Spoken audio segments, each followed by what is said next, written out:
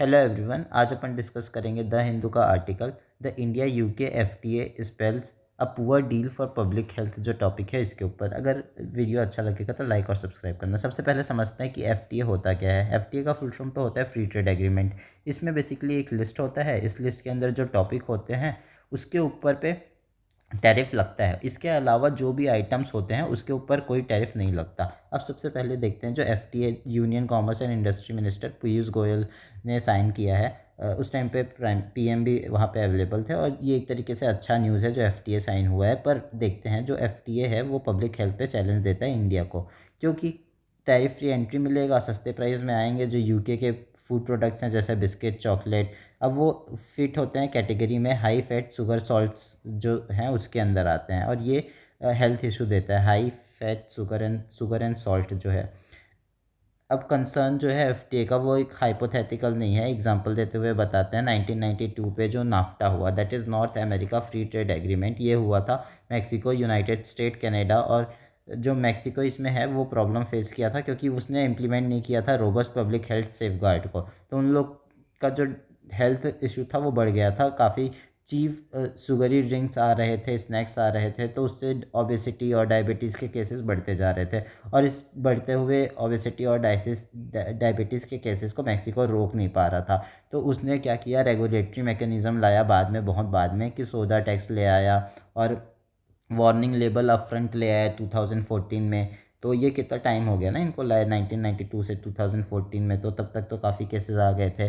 तो अब जो सेल ऑफ अनहेल्थी प्रोडक्ट है यूके पे तो फिर भी रेगुलेटेड है बेटर वे से, लेकिन इंडिया पे ऐसा नहीं है। बताते हैं यूके का एग्जांपल देते हुए कि जो एडवर्टाइजमेंट है एचएफएसएस में, जो अपन ने देखा high fat sugar and salt वाला, वो टेलीविज़न पे उसका एडवर्टाइजमेंट बैन है और अक्टूबर में फुल बैन हो जाएगा। अभी 9 PM तक ही बैन है, अक्टूबर में फुल बैन हो जाएगा। और एग्जांपल देते हैं कि ये जो यूके का ट्रैफिक लाइट सिस्टम है, front of pack nutrition labelling system कहते हैं उसको, कलर कोडेड सिस्टम भी कहा जाता है जिसको एक तरीके से। उसमें होता क्या है, जैसे ट्रैफिक लाइन होता है ना, रेड, येलो, ग्रीन, वैसे ही इसमें भी कलर कोडेड सिस्टम होता है। जिसमें ज़्यादा फैट है उस पर तो रेड आ जाएगा, येलो मीडियम वाले के लिए, और ग्रीन जो सही है आप इसको यूज़ कर सकते हो। इंडिया पे ऐसे कोई बाइंडिंग रिस्ट्रिक्शन नहीं है जंक फूड से रिलेटेड।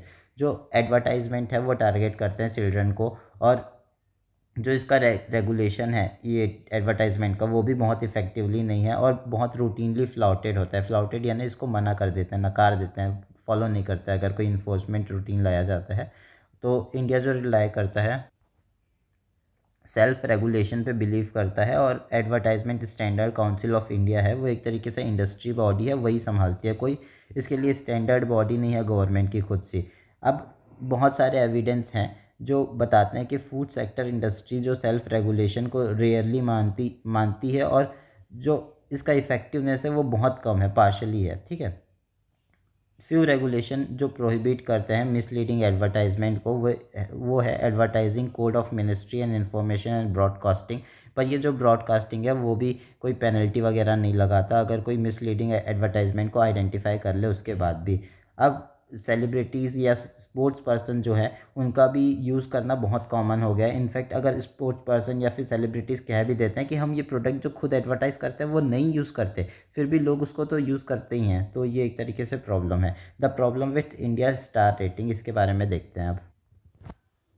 इंडिया पे जो मैंडेटरी FOPNL है, that is front of pack nutrition labelling, जो है वो अब तक पेंडिंग है। जो राइट टाइप का लेबल अमेंडमेंट है अंदर food safety and standard regulation 2020, उसमें डिसीजन अभी तक लिया नहीं गया है। और जो कहते हैं आगे जो सबसे ज़्यादा इफ़ेक्टिव है वो वार्निंग लेबल है। बट इंडिया क्या चाहता है, इंडिया की अथॉरिटीज़ चाहती हैं कि जो स्टार रेटिंग है उस पर ज़्यादा ध्यान दें रेदर देन वार्निंग लेबल्स के ऊपर।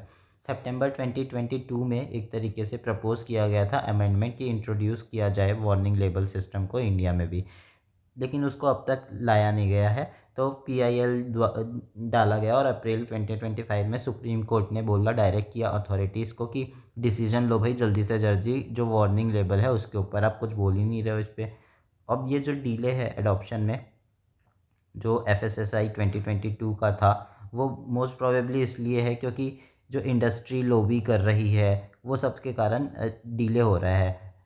अब चिली का एक एग्जांपल देते हैं। चिली का जो ब्लैक ऑक्टेगोनल लेबल है उसके अंदर क्या होता है, जब फूड प्रोडक्ट एक्सीड कर जाता है सर्टेन थ्रेशोल्ड शुगर या फिर सेचूरेटेड फैट को, तो वो ये लेबल देते हैं। तो इससे लोगों को समझ में आ जाता है। और रेटिंग देख के तो क्या समझ में आएगा कि 6 स्टार है, 3 स्टार है, अब खाने में टेस्ट अच्छा नहीं हुआ, ये भी हो सकता है सोचते हैं लोग।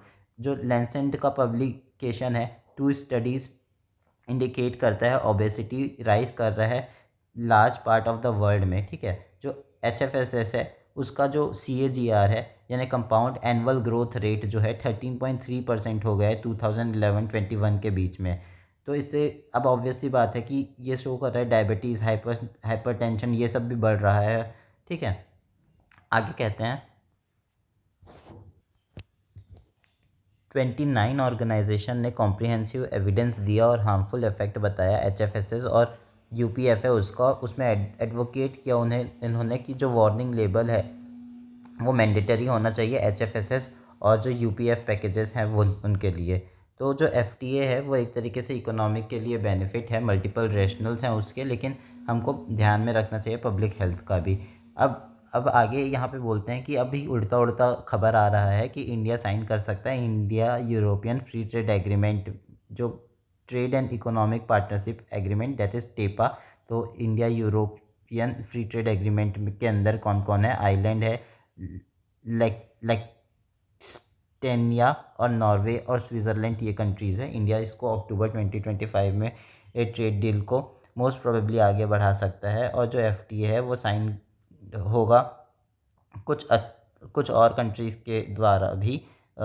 तो एक तरीके से ये गुड है इकोनॉमी के लिए, but from the point of public health क्या हो सकता है, ट्रोजन हॉर्स करके ये प्रूव हो सकता है, यानी कि अलाउड डिसरप्शन, मतलब अलाउड, एक तो अलाउ तो है ये इंडिया में, तो जो अलाउ है ना ऐसा बेचना, ये जो फूड प्रोडक्ट है पैकेज्ड फूड वगैरह, तो वो अच्छा तो नहीं है ना, लेकिन ख़राब चीज़ को आप अलाउ कर रहे हो, ये होता है ट्रोजन हॉर्स का मतलब। अब जो it is still not let बोलते हैं, जो इकोनॉमिक सर्वे है 2024-25 में, वो भी सजेस्ट किए हैं कि जो डाइटरी गाइडलाइंस फॉर इंडियन है उन्होंने पब्लिश किया है कि नेशनल इंस्टीट्यूट ऑफ न्यूट्रिशन के कि मैंडेटरी FOPNL जो होना है, वार्निंग लेबल वगैरह, वो बहुत ज़रूरी है और इम्प्लीमेंट करना इसको बहुत ज़रूरी है एज़ सुन एज़ पॉसिबल। ये इशू जो है वो पब्लिक हेल्थ का है, जो अफेक्ट करेगा हर इंडियन को एवरी एज ग्रुप में, और ये सब्जेक्ट को एज़ सून एज़ पॉसिबल इसको ट्रीट करना चाहिए अर्जेंसी के बेसिस पे, ठीक है। इतना ही था, thank you, have a good day.